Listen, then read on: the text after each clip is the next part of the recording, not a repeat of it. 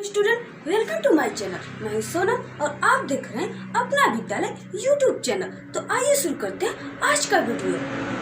देखिए स्टूडेंट, आज के इस वीडियो में हम पढ़ेंगे अलंकार। ठीक है स्टूडेंट, इसके पहले वाली वीडियो में हमने पढ़ा अलंकार, बट वो क्या था, शब्द अलंकार था। और इसमें हमने क्या पढ़ा, अर्थ अलंकार पढ़ेंगे। ठीक है स्टूडेंट, तो हम जानेंगे पहले स्टूडेंट की अर्थ अलंकार को हम कैसे जानेंगे। ठीक है, तो अर्थ अलंकार में हमने क्या लिया, उपमा, रूपक और उत्प्रेक्षा। ठीक है, आज हम इस अर्थालंकार में इस वीडियो में कितने पढ़ेंगे, 3 पढ़ेंगे। कौन कौन से, उपमा, रूपक और उत्प्रेक्षा। ठीक है स्टूडेंट, तो इस अलंकार को जानने के लिए स्टूडेंट हम आपको एक ट्रिक बताएंगे। ठीक है, जैसे कि आपको इस अलंकार को, उपमा, रूपक और उत्प्रेक्षा को जानने के लिए बस 3 चीज़ों की आवश्यकता है। ठीक है स्टूडेंट, पहला कि इनके ये चीज़ों की आवश्यकता है। ठीक है, और दूसरा कि ये उपमेय और उपमान।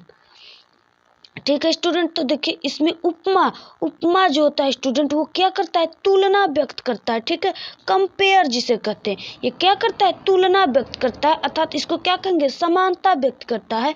और रूपक क्या है, ये भेद रहित होता है। ठीक है, किसी दो वस्तु में क्या करता है, ये भेद रहित होता है। और ये क्या, उत्प्रेक्षा जो है वो संभावना व्यक्त करते हैं। ठीक है स्टूडेंट, तो हम इन सभी अलंकारों को पढ़ने के लिए हमें किन चीज़ों को पढ़ना होगा, 2 चीज़ों का। कौन से, उपमेय तथा उपमान। ठीक है स्टूडेंट, इन 2 ही शब्दों से हम इन तीनों अलंकारों को बताएंगे। ठीक है स्टूडेंट, बस इन 2 शब्दों से आप इन तीनों अलंकार को जानेंगे। ठीक है स्टूडेंट, तो उपमेय का अर्थ होता है जिसकी उपमा दी जाए, अर्थात जिसकी तुलना की जाए। ठीक है, कोई वस्तु अर्थात स्थान की क्या की जाए, तुलना की जाए, उसे क्या कहेंगे, उपमेय।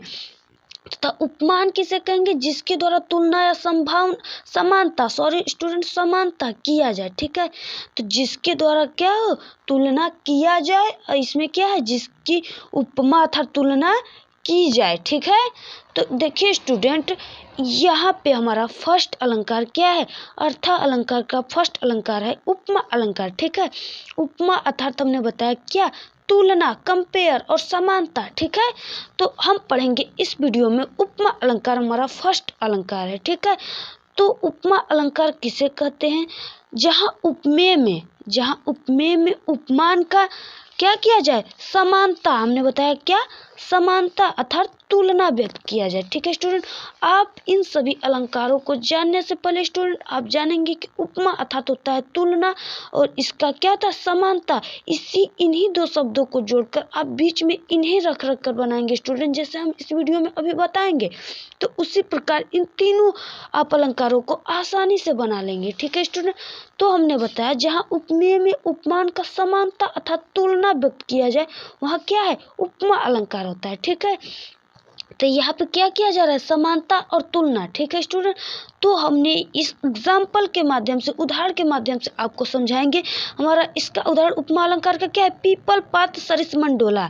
ठीक है, यहाँ पे क्या है, पीपल पात सरिस मन डोला। ठीक है स्टूडेंट, तो यहाँ पे जो मन है, ठीक है, वो क्या है, उपमेय है।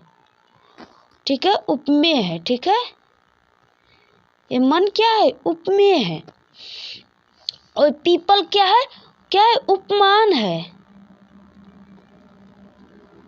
तो देखिए स्टूडेंट, ये जो मन है जिसकी तुलना की जा रही है, मन की तुलना किससे की जा रही है, पीपल के पत्ते से। ठीक है, जिस प्रकार हमारा मन तेजी से चलता है, उसी प्रकार जो पीपल का पत्ता होता है वो क्या करता है, हर समय हिलता रहता है। ऑलवेज क्या होता है, वो हिलता रहते हैं, उनके पत्ते हिलते रहते हैं। तो उनके पीपल के पत्ते से किसका तुलना किया गया, मन से। मन की तुलना किससे की गई, पीपल के पत्ते से। इसी प्रकार हमारा मन क्या है, उपमेय है, जिसकी तुलना की जा रही है। और उपमान अर्थात जिसके द्वारा तुलना किया जाता है, समानता, वो क्या है, पीपल है, पीपल। ठीक है, उपमान है। तो ये हो गया हमारा उपमा अलंकार। देखिए स्टूडेंट, ये सभी में लिखना है जहाँ उपमेय में उपमान का। हमने बताया कि ये अलंकार हमारे कितने शब्दों से मिलकर बना है, 2, उपमेय और उपमान। ठीक है स्टूडेंट, तो इन उपमेय और उपमान और यहाँ पे हमने जो बताया, इन तीनों चीज़ों को आप याद रखेंगे स्टूडेंट, तो आप इन तीनों अलंकार को आसानी से कर सकते हैं। और फिर हमारा स्टूडेंट सेकेंड नंबर है रूपक अलंकार। तो रूपक अलंकार का हम अब इसका भी डेफिनेशन अर्थात परिभाषा बताएंगे। ठीक है स्टूडेंट, जहाँ उपमेय में उपमान का क्या हो, भेद रहित आरोप हो। हमने ऊपर बताया स्टूडेंट कि जहाँ इन हम दो चीज़ों से मिलकर हम अपने तीनों अलंकारों को इसको क्या करेंगे, बनाएंगे। ठीक है, जहाँ उपमेय में उपमान का क्या हो, भेद रहित आरोप हो। बस यहाँ पे चेंज करना है कि क्या भेद रहित आरोप हो, वहाँ क्या होता है, रूपक अलंकार होता है। अब इसके उदाहरण के माध्यम से हम समझेंगे। ठीक है स्टूडेंट, तो हमारा इस रूपक अलंकार का उदाहरण क्या है, चरण कमल बंदो हरिराई। ठीक है, इसका क्या है, चरण कमल बंदो हरिराई। ठीक है, तो इसका उपमेय जो है वो क्या है, चरण है।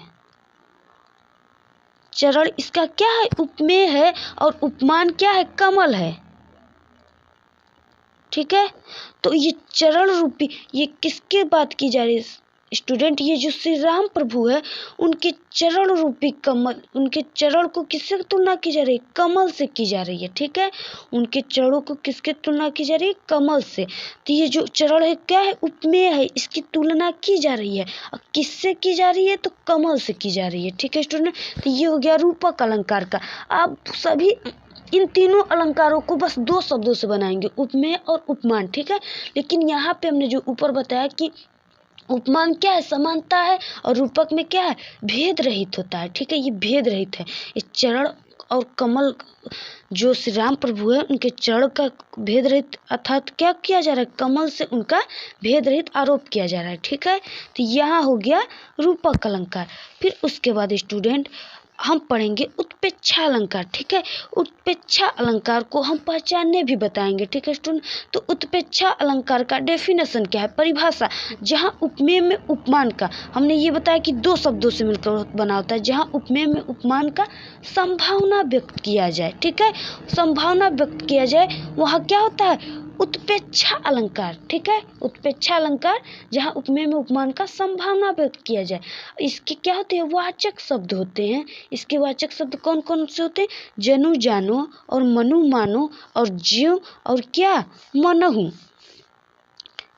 और क्या, मनहु। ठीक है स्टूडेंट, मनहु, जनु जानो मनु मानो इसके क्या है, और ज्यों और मनहु इसके वाचक शब्द है। ठीक है स्टूडेंट, अगर कभी बोर्ड में स्टूडेंट आपके एग्जाम में क्या करता है, इसका उदाहरण दिया होता है और आपको क्या कहता है, पहचानने के लिए कहता है ये कौन सा अलंकार है। ठीक है, अगर जनु जानो मनु मानो ज्यों और मनहु आ जाए स्टूडेंट, तो आप वहाँ पे क्या लिखोगे, उत्प्रेक्षा अलंकार है। ठीक है स्टूडेंट, ये बोर्ड एग्जाम तथा ऑल अदर कॉम्पिटेटिव एग्जाम में भी ये पूछे जाते हैं। ठीक है स्टूडेंट, तो इसका हम उदाहरण जानेंगे। ठीक है, इसको उदाहरण के माध्यम से समझेंगे।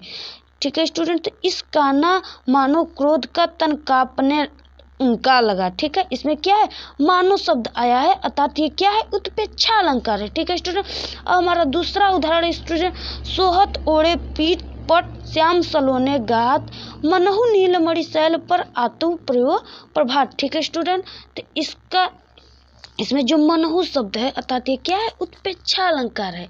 ठीक है, यहाँ पे क्या कह रहा है स्टूडेंट कि श्री कृष्ण भगवान के, ठीक है, श्याम शरीर पर सावले अर्थात क्या है, सावले रंग पर जब पीले वस्त्र अपने धारण करते हैं तो वो उनके पे क्या लगता है, सुशोभित होता है, अर्थात उनके पे अच्छा लगता है। ठीक है, सुशोभित वो उससे होते हैं। ठीक है स्टूडेंट, तो उसी प्रकार, ठीक है, नीलमणि पर्वत पर जब सुबह का प्रकाश पड़ता है तो नीलमणि पर्वत क्या होती है, सुशोभित होती है।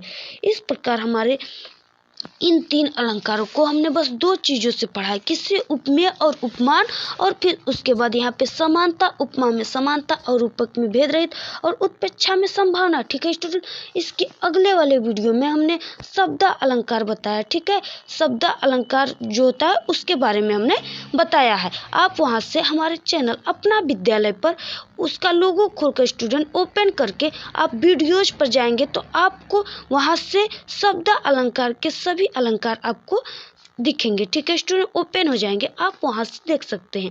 और इसके अलावा स्टूडेंट अगर आपको फिजिक्स केमिस्ट्री इंटर के क्लास 12 के फिजिक्स केमिस्ट्री और मैथ हिंदी किसी भी सब्जेक्ट हो, आप वहाँ से देख सकते हैं। ठीक है स्टूडेंट, आपको हम हमारे वीडियो पसंद आए तो प्लीज हमारे वीडियो को लाइक करें और हमारे चैनल को सब्सक्राइब करें और बेल आइकन को जरूर प्रेस करें, जिससे कि हमारे द्वारा भेजे गए सारे वीडियो की नोटिफिकेशन आपको आसानी से मिल सके। और कमेंट करना ना भूलें। Thank you.